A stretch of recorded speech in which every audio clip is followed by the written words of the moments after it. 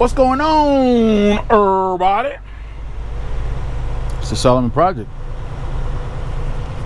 where it's not how much you make, it's how much you keep that counts. What do we got going on right here? We're on I-80 in Ohio. You already know.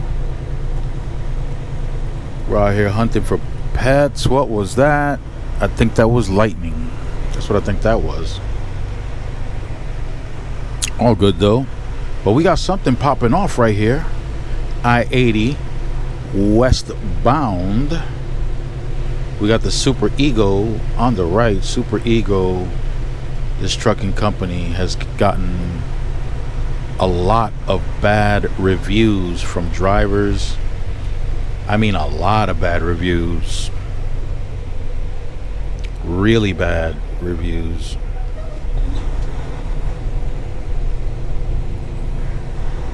I don't know if Super Ego had these videos removed from these truck drivers that work for them or not, but man, they got some really terrible things to say about them. Terrible. Now, Super Ego attracts a lot of drivers that want to be able to eventually own their own trucks. They want to be leased to own, because you can be a lease operator, in which case you're a owner operator, so to speak. You don't own the truck, but until the payment is made. That's if you want to be leased to own, because you can lease without wanting to own and still operate as an owner operator. Look at this Super Ego on my left coming, just violated. Everybody should be in the right lane, but this dude just decided to violate. Take a good look along the left. This is the reason why the police and the firefighters are here. I see. Wow. You see the truck? Let me see about. You see the truck on the left? How about now? You see it? You see it now?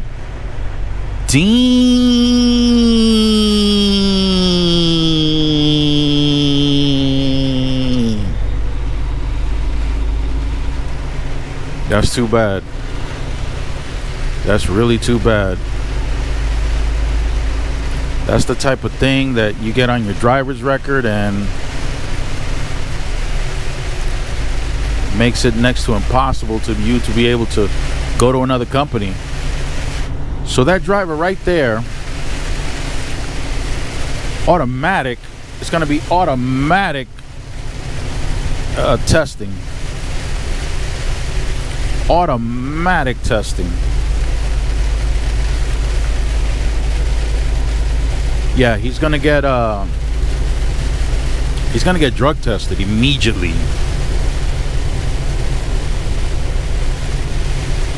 It's not that you should be concerned about that test, provided that you don't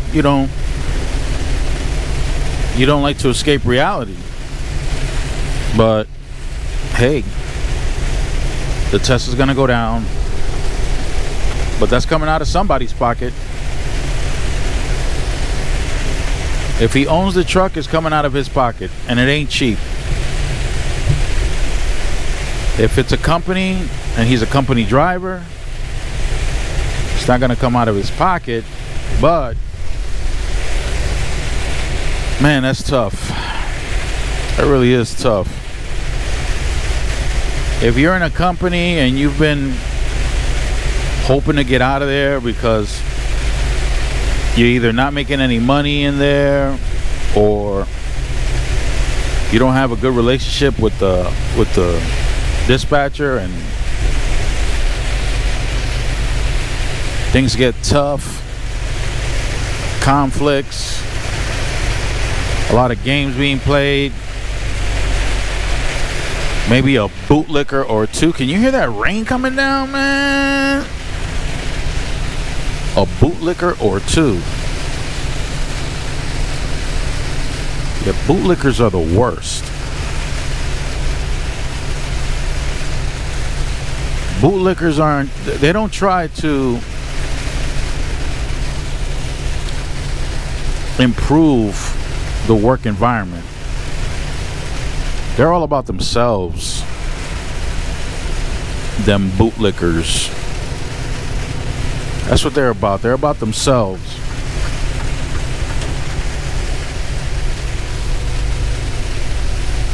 So they'll watch, and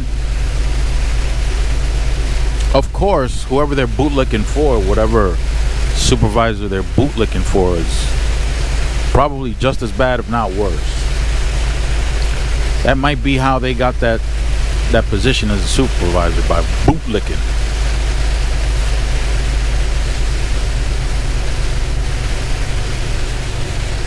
Absolutely terrible.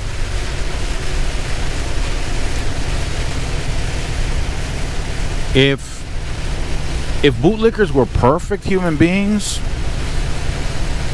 maybe I wouldn't get on them, but they're not. They're human beings just like anybody else. But when they make a mistake, ooh, they do everything possible to make sure it's hidden.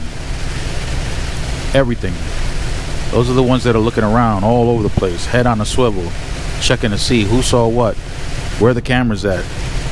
Could I be seen making a mistake that any human would make? But God forbid one of them bootlickers see you making a mistake. Oh, it's a wrap. It's a wrap. It's a wrap. They're snitching. They want brownie points, so they're gonna go snitch. No empathy, no sympathy for the person who made the mistake. Nah, that ain't happening. That ain't happening. They want to climb the ladder, or they want to get a bonus. They want to get something. Something they want to get. They want to get the bootlicker special. They're going to drag that tongue. They're going to do whatever they can. Crazy. I'm telling you right now. Cray. You're just going to snitch your guts out.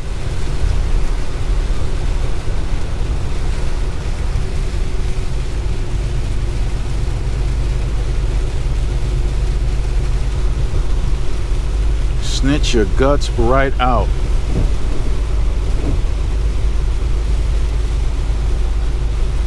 I'm telling you, man, they're terrible.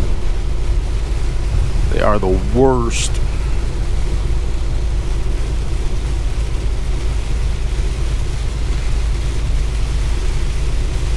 Bootlicker!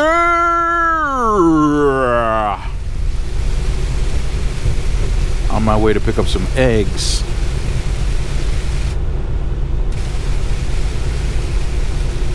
And that ain't no yoke.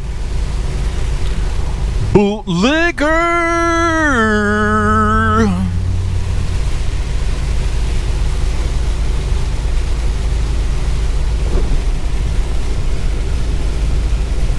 See, dang, you heard that? See, I'm not in any hurry. It's raining. I'm empty. You know what that means? If I travel at a high rate of speed while I'm empty, got no weight, I could very easily hydroplane. I could be going straight and my trailer could be going sideways from the rear. Yeah, you don't want that. That Amazon trailer that went right past me at a high rate of speed. Well, I'll tell you what. Amazon loads are typically light. if he's going, and I'm not going that slow. I'm doing 64 right now, which is not slow. So how fast is that guy going with that Amazon load that may be extremely light? Could he potentially wind up in a hydroplaning situation, in a jackknife? Can he? It's possible. It's possible. Here's what happens a lot when it comes to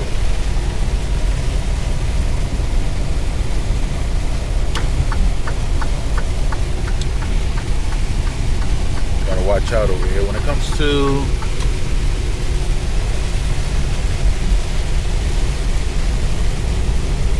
some of these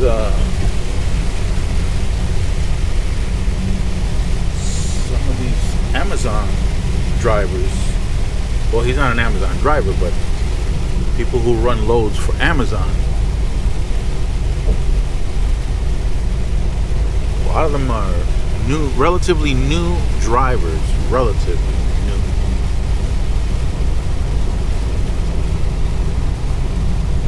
And I have been seeing them on the road in accidents, making mistakes. Making mistakes. I'm down to 60 now. Maximum speed on this piece is 65 miles an hour. I'm doing 60.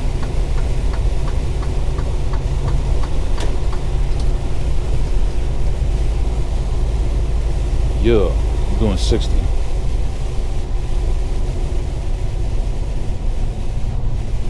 Now look at this warning sign on the right. Look at that ramp, 35 miles. That's not a speed limit.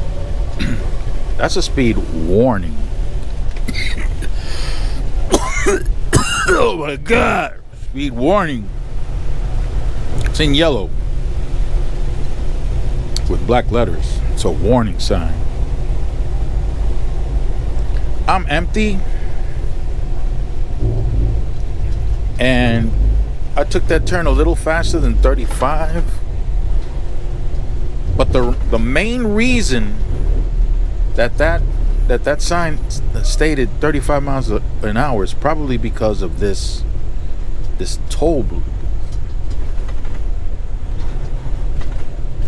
Because you got to get ready to lower it down to 10, which I'm very capable of.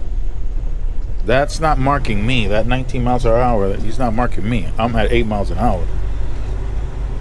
He was marking the guy next to me.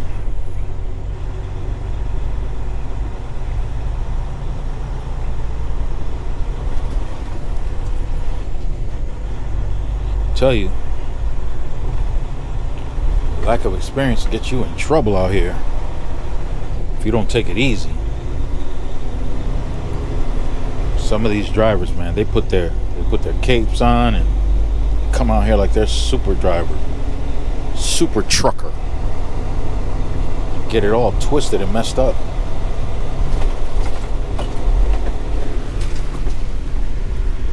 I ain't never rep a set, baby. What? Yep.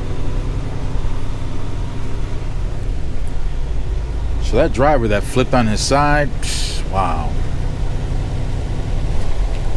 It's gonna take years for that thing to get off his license. The company, they're gonna get impacted on their insurance. These new drivers out here that haven't been trained properly, they think it's a joke. But that insurance, your whole operation can get shut down just because of insurance costs. Just because of blemishes on the drivers in your company, you could wind up losing your insurance. What is it? Three drivers with their own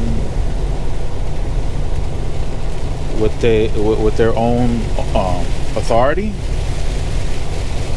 that wound up having to shut everything down. They had to shut their operation down because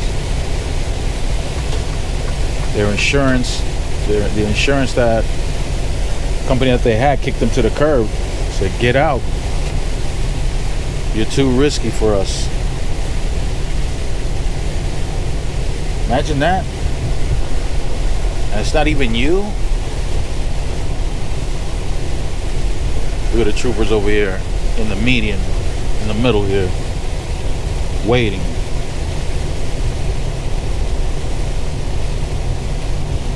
Waiting for somebody to not even, well, they're hard to see from a distance.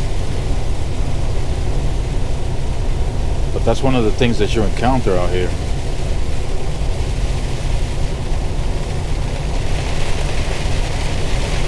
It's coming down. Ooh-wee! Full force. Not supposed to use your cruise control when it's raining or snowing. Not supposed to. Why not? Well, your reaction time. Your reaction time is extended.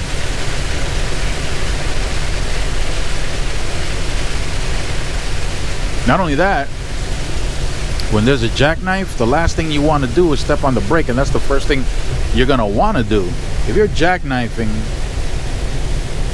the first thing people want to do is step on that brake, which is the last thing you want to do, but that's your reaction.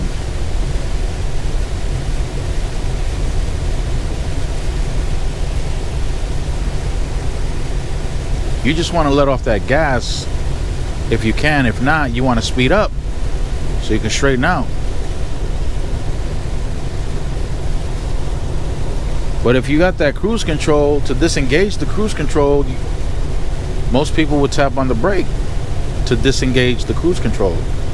So if you're jackknifing and you tap the brake to disengage the cruise control because you want to slow down, well, you just made it worse. Because once you tap on that brake, you're going to jackknife even more.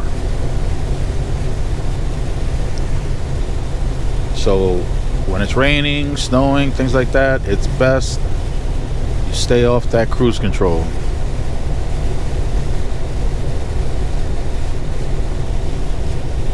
Here we go.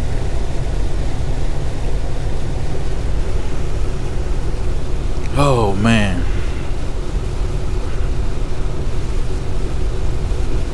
So now with that truck flipped over, a couple of things are happening.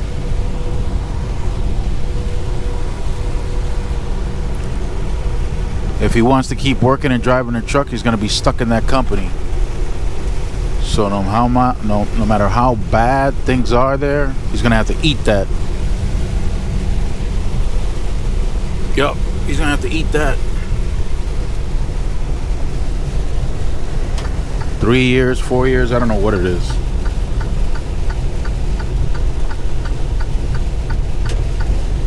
So you're gonna have to stay there and suck up all the drama.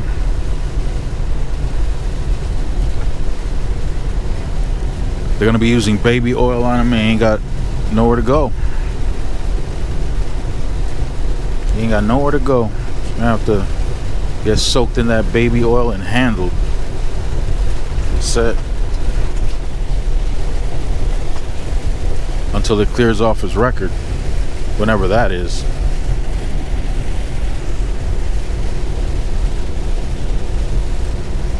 And in the meantime, the company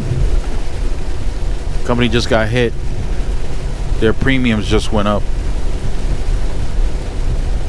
Now when they go try to, when the dispatcher tries to go find a load, it's gonna pop up on their record, because brokers and shippers, they can check for that. They go on the FMCSA website under the SAFER section, SAFER,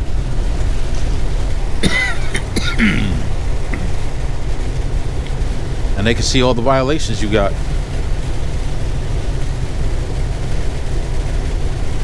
So now what a broker or shipper will say, well, we'd rather we'd rather give the load to somebody who has no violations, no crashes, no nothing.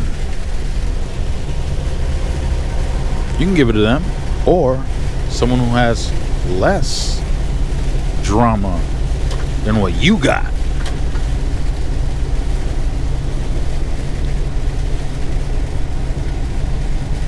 So it's gonna impact the type of loads that they're gonna get, that the company's gonna get for everybody. For everybody. Not just the driver that got into that accident, but every driver in that company is going to be impacted. One person does something wrong and everybody pays for it. Everybody. That's one of the challenges of owning a company and hiring drivers. And in this industry, so my goodness, the average truck driver is a know-it-all. They know everything. If you tell them a load has to go in a particular direction, why is this guy taking pictures? Did you see that guy on the side with his truck taking pictures? I take pictures, but I take pictures for my pre-trip. Not on the side of the highway. Well, I mean, he's past the toll booths, but still. Usually do that when either you impacted someone or somebody impacted you or some object on the road impacted. Look at this guy on the left. Pew! Ow.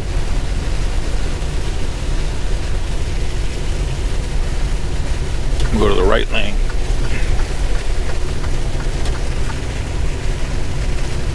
One driver, that's it. That's all it takes. One driver. Go through a stop sign, go through a red light, speeds